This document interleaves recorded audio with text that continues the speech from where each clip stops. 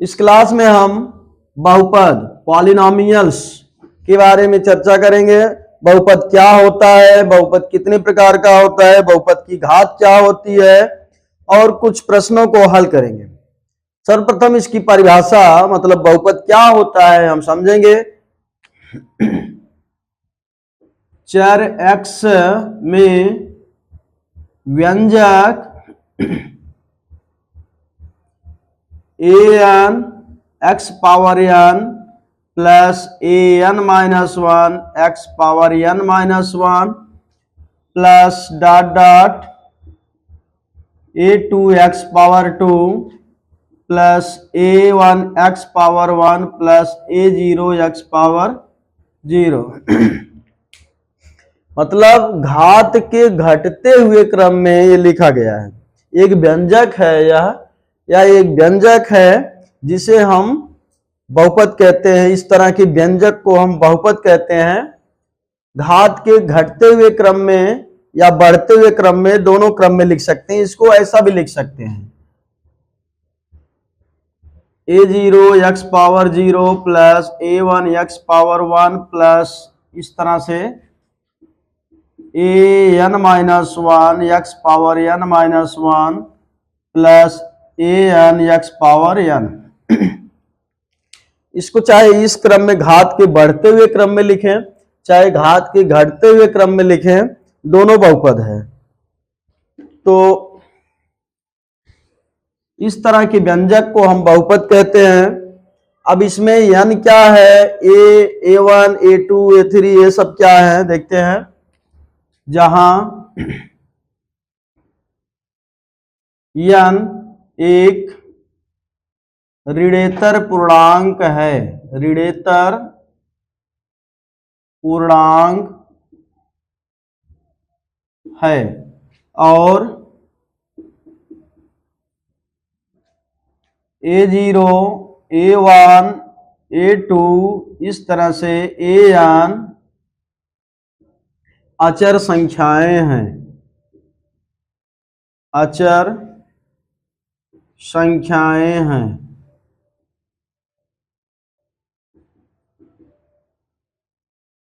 तो इसे बहुपद कहते हैं।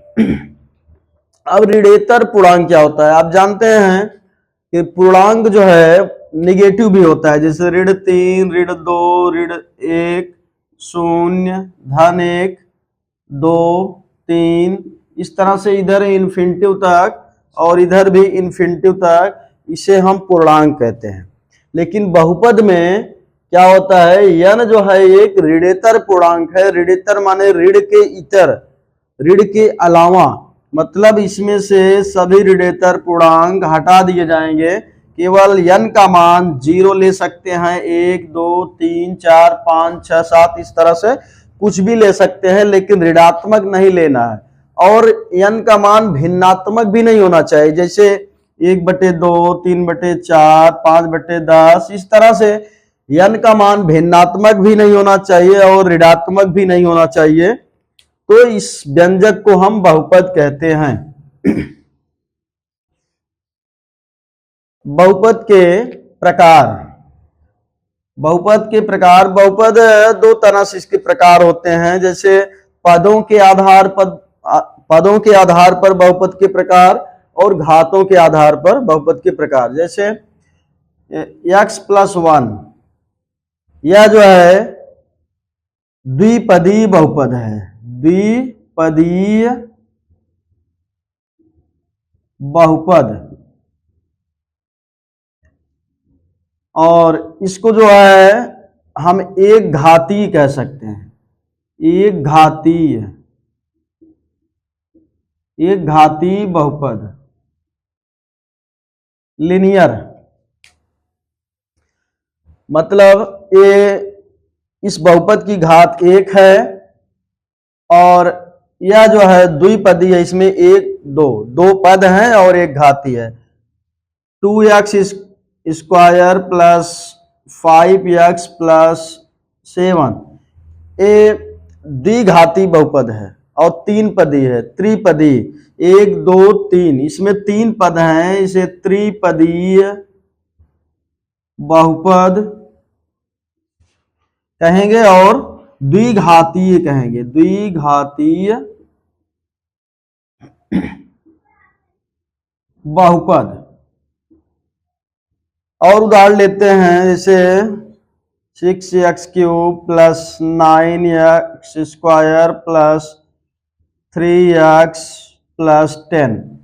देख रहे हैं इसमें 4 पद हैं, 1 2 3 4। ये 4 घातीय या चतुर्थ घातीय, नहीं त्रिघातीय, ये त्रिघातीय बहुपद और ये 4 पदीय बहुपद। इस 4 पदीय बहुपद, त्रिघातीय बहुपद, इसमें 3 घात हैं। इसी तरह से और बहुपद के उदाहरण हो सकते हैं। और एक चीज इसमें जो है, क्या an का मान कभी शून्य नहीं होना चाहिए, an not equal to 0, an कभी भी शून्य नहीं होना चाहिए। जैसे इसी पद को हम ले लेते हैं, इसी बहुपद को ले लेते हैं, अगर इसमें ये पद हटा दिए जाए तब भी ये बहुपद है, त्रिघातीय बहुपद है, एक पदी हो जाएगा।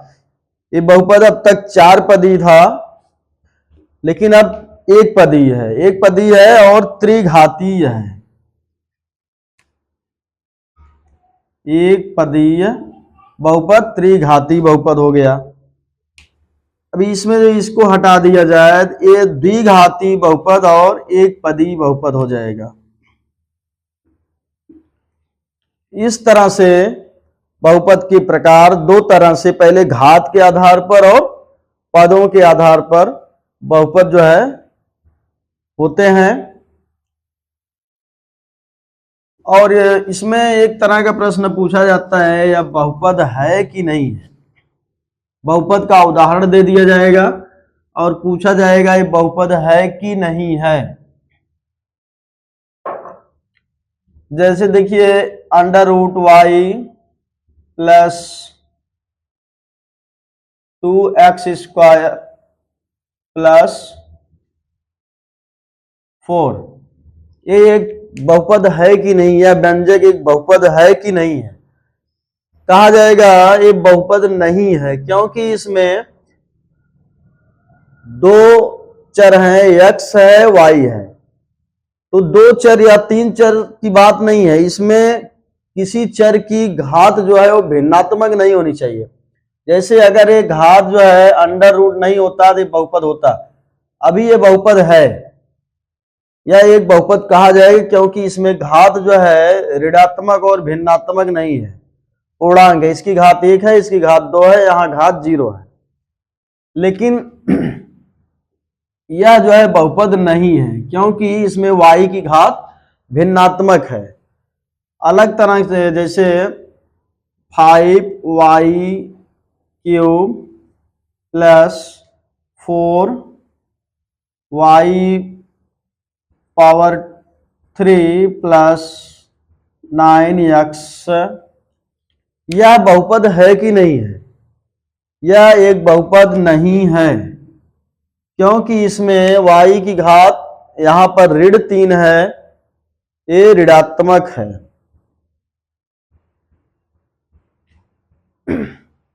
अब बहुपद जो है होने के लिए शर्त क्या है, n जो है, जो जैसे an(x⁻n) plus an-1(x⁻n) plus a1(x⁻1) plus a0(x⁻0। तो अपने डेफिनेशन पढ़ा कि n जो है, इसमें x की घात मतलब चर की घात ऋणेतर पूर्णांक होना चाहिए। n एक ऋणेतर पूर्णांक होना चाहिए या होता है। ऋणेतर मतलब ऋण के अलावा, और पूर्णांक होना चाहिए, तभी बहुपद कहा जाता है। इस तरह से बहुपद के बारे में आपने परिभाषा, बहुपद के प्रकार, कौन सा बहुपद व्यंजक बहुपद होता है, कौन सा नहीं होता है, इस तरह से आपने समझा। वीडियो अच्छी लगी हो तो लाइक, शेयर और सब्सक्राइब कीजिए। ओके।